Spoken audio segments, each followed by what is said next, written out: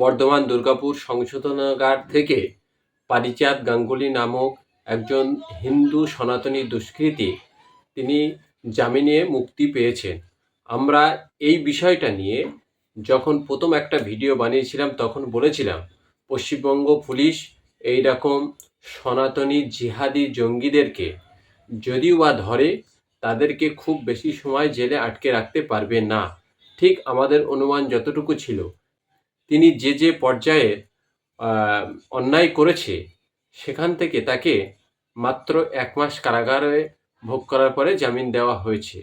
এখন আপনারা প্রশ্ন তুলবেন, বিচার ব্যবস্থা তাকে জামিন দিয়েছে, অবশ্যই আমাদের সেই বিচার ব্যবস্থার প্রতি আস্থা রাখতে হবে। অবশ্যই আমরা 100% বিচার ব্যবস্থার উপরে আস্থা রেখেছি, রাখবো, ভবিষ্যতেও রাখতে থাকবো। কিন্তু আমরা যে বলেছিলাম পারিজাত গাঙ্গুলিদের কত সময় জেলের মধ্যে রাখা যাবে, এটা একটা বড় প্রশ্নচিহ্ন। এখন ভারতীয় বিচার ব্যবস্থা যাদের দ্বারা পরিচালিত হচ্ছে তারা ভারতের এই পবিত্র সংবিধান এবং পবিত্র বিচার ব্যবস্থার যে পুস্তিকা তাকে পবিত্রতা থেকে অপবিত্রতার দিকে নিয়ে যাচ্ছে, অর্থাৎ ভারতীয় বিচার ব্যবস্থাকে কালিমা লিপ্ত করছে এই সমস্ত দুষ্কৃতীদের প্রশ্রয় দিয়ে।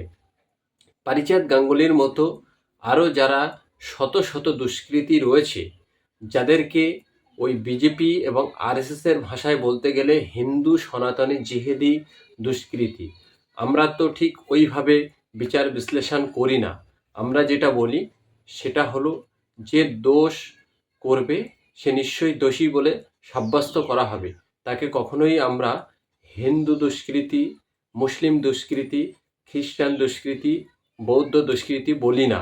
ভারতবর্ষের বিচার ব্যবস্থা, ভারতবর্ষের সংবিধানের চোখে যারা দুষ্কৃতী, যারা অন্যায়কারী, যারা দোষী, তাদেরকে আমরা দোষী বলে সাব্যস্ত করি। কিন্তু যখন আমাদের রাজ্যের মূর্খ বিরোধী দলনেতা প্রতিটা কথায় হিন্দু মুসলিম টেনে আনে এবং আরএসএস এবং গোয়াল ঘরের মুদ খাওয়া সন্তানরা যখন সরাসরি হিন্দু মুসলিমের মধ্যে ভাগ করতে থাকে, তখন আমরা এরকম পারিজাত গাঙ্গুলিদের মতো লোকদেরকে সনাতনী জিহাদি জঙ্গি বলে আখ্যায়িত করতে বাধ্য হচ্ছি।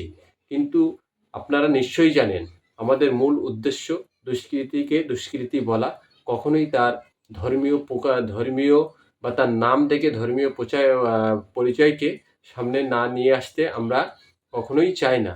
এখন এই যত আমাদের রাজ্যের বিরোধী দলনেতা গোয়ালঘরের হিন্দুত্ববাদীরা যত সময় হিন্দু মুসলিমের মধ্যে বিভাজন করবে, তত সময় আমরা এরকম পারিজাত গাঙ্গুলিদেরকে পারিজাত জিহাদি সনাতনী দুষ্কৃতী বলে আখ্যায়িত করব।